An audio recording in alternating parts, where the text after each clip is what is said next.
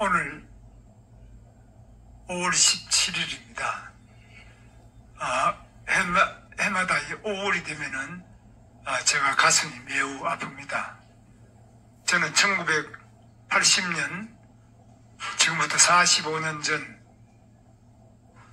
2월에 또 감옥에 갔다가 한 2달 있다가 또 나왔고, 나오자마자 또 제가 그때 노조를 하고 있었는데, 노조에서 또 해고된 사람들이, 제가 감옥 갈 때 우리 노조 간부들이 전부 해고가 돼서 한 50명이 해고돼서 그분들과 복직 투쟁을 해서 또 복직이 됐습니다. 그리고 복직된 다음에 바로 5.17이 됐죠. 5.17 비상계엄이 전국에 확대되면서 저도 또 같이 노조위원장직에서 다시 잘려나고, 그 다음에 해고가 되고, 이래서 삼성교육 대상이 돼서 그런 어려운 처지에 있었는데 5.18이 터졌습니다. 그때는 보도가 안 됐기 때문에 언론에 거의 보도가 안 됐습니다. 그래서 어떻게 된지 많은 유언비어가 유포가 되고, 또 그 과정에서 제가 다니던 공장의 노조원들도 한 1000여 명 있었는데, 그 중에 광주 전남 출신들이 자기 가족들의 연락을 받고 굉장히 난리가 났다. 근데 무슨 일이 있는지 이런 것들은 보도가 안 되기 때문에 사실 잘 모르고, 굉장한 희생자가 있다. 또 계엄군이 너무 잔인한 만행을 저질렀다. 그래서 수천 명이 죽고 참혹하게 당한 것을 생각했는데, 사실보다 훨씬 한 10배 이상 증폭된 그런 유언비어가 많았고, 우리는 보도가 없었기 때문에 그걸 믿었습니다. 그냥. 그래서 매우 격앙된 상태에서 1980년 보내는 중에 저는 삼성교육 대상이 돼서 삼성교육을 잡아넣는데 피신해서 저는 괜찮았고, 바로 해고된 뒤에 직무대행을 하던 노조 부위원장이 삼성교육을 갔습니다. 그리고 노조 간부들은 전부 계엄사령부 합동수사본부에 잡혀가서 해고되고, 그분들은 나중에 다 민주화 보상을 받았습니다. 이 5월이라면은 저는 특히 너무나 가슴 아픈, 기디 앉아서든지 간에 치를 떨며 이런 학살에 대해서, 또 학정에 대해서 늘 분노하고 울고 그렇게 했던 기억이 납니다. 그랬던 제가 이제 직선제 개헌 투쟁 과정에서 제가 서울구치소, 안양교도소를 거쳐서 목포교도소에 있다가 87년 개헌 이후에 대통령 선거로 노태우 대통령이 당선된 이후에 광주교도소에 와서 제가 또 1년 있었습니다. 광주교도소 수감 생활을 1년 하고, 그것에서 제가 교도소에서 노역을 국화를 키우는 일을 했습니다.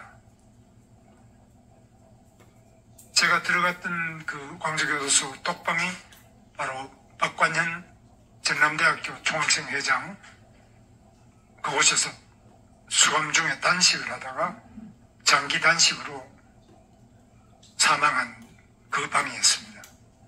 교도관들이 아주 이 방에서 죽지 않으려면 제대로 해라고 하는 안내를 받고 거기서 생활을 하다가 제가 나중에 올림픽이 끝난 다음에 10월 3일 개천절 특사로 풀려났습니다.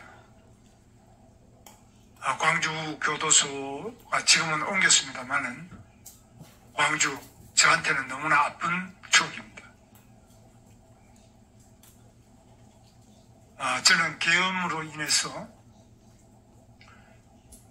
피신 중에 삼성교육을 피하기 위해서 피신 중에 제 아내의 자취방에 다락에 숨어서 계엄이 해제될 때까지 피해서 잡혀가지는 않았습니다. 그 뒤로 저는 아내와 결혼을 해서 지금 잘 살고 있습니다. 제 아내는 전라남도 순천 사람입니다. 지금도 순천에 제 처남이나 많이 살고 있습니다만은 저가가 순천이기 때문에 여러 번 제가 저가에 올 때마다 늘 느끼는 것이 우리 처가 쪽에는 물론 상당히 가깝게 이렇게 늘 대해주지만 광주 전남에서 매우 저를 알면서도 아무도 인사도 잘 안 하는, 악수도 잘 안 하는 이런 정말 냉랭한 분위기를 잘 알고 있습니다. 광주의 민심, 전라남도의 민심인지 무엇인지 저는 잘 알고 있습니다. 우리가 45년이 지난 오늘까지도 그 현실을, 그 역사를 잘 모르는 젊은이들도 여러 가지 과정을 거쳐서 저에 대해서 참배하러 온 사람에게도 여러 가지 험한 말을 쏟아붓는 걸 보면서 참 역사는 간단한 것이 아니다. 또 사람을 공연히 미워하게 할 수도 있고 또 공연히 좋아하게 할 수도 있는 그런 것이 역사다라는 걸 제가 많이 느끼고 있습니다. 저는 정말 5.17, 5.18 이 80년 5월의 저도 상당한 희생자 중에 한 사람입니다. 그러나 저는 그것을 희생으로 생각하지 않고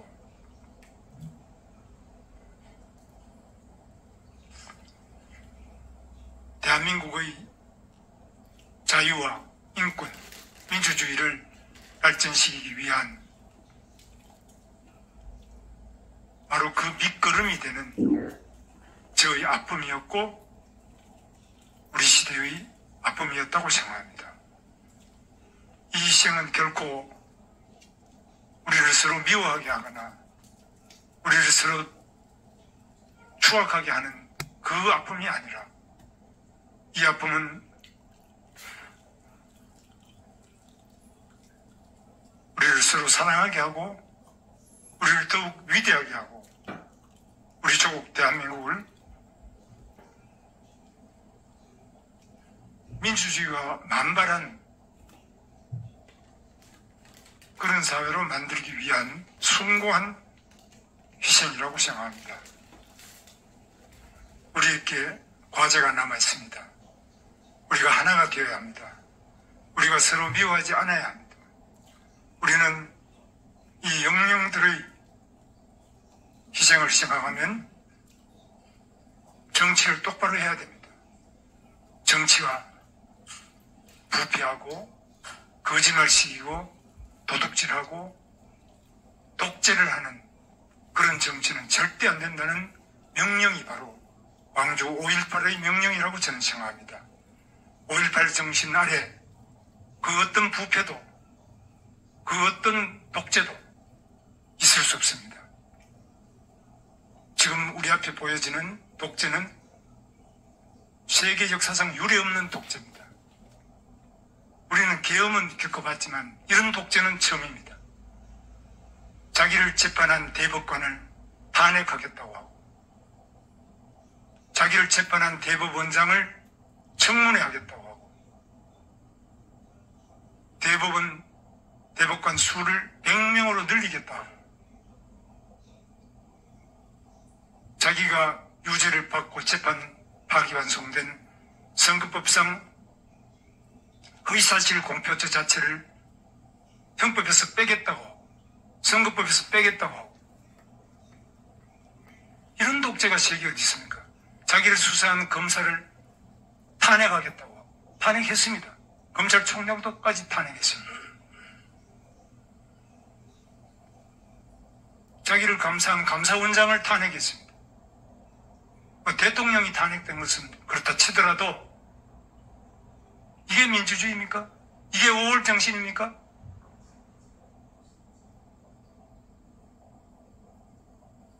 저는 정말 묻고 싶습니다. 이 나라 대한민국의 5월의 희생이 이런 민주당, 이런 민주주의를 말하는 것은 아니라고 저는 확신합니다. 5월의 피해자 중에 한 사람으로서, 5월을 뜨겁게 아파했던 한 사람으로서 저는 묻고 싶습니다. 대한민국 민주주의가 어디로 가고 있느냐? 대한민국의 위대한 그 민주주의 함성이 무엇을 지금 옹호하고 무엇을 비판하느냐? 저는 묻습니다. 저는 이번 선거는 단순하게 어떤 정당 간의 대결이 아니라 이 나라 민주주의가 한 단계 발전하느냐, 아니면 세계 역사상 유례 없는 핵에 망측한 독재로 전락하느냐. 이것은 입법 독재를 넘어서서 행정부의 독재, 또 대권을 가진다면 대법원장부터 어느 법관이 마음 놓고 양심적인 재판을 할 수 있겠습니까? 누가 과연 범죄자를 수사할 수 있겠습니까? 저는 이 나라 민주주의를 지키고 자유와 인권을 지켜야 될 숭고한 사명을 가지고 있다고 생각합니다. 저는 단순한 대통령 선거 후보, 국민의힘 후보가 아닙니다. 저는 이 나라 민주주의를 짓밟는 세력에 대해서 끝까지 싸울 것입니다. 그리고 반드시 국민들께서 이를 함께 알고 싸워서 이길 것입니다. 저는 민주주의의 승리, 광주 5월 정신의 승리를 향해서 모든 것을 다 바쳐 싸울 것을 약속을 드립니다. 감사합니다.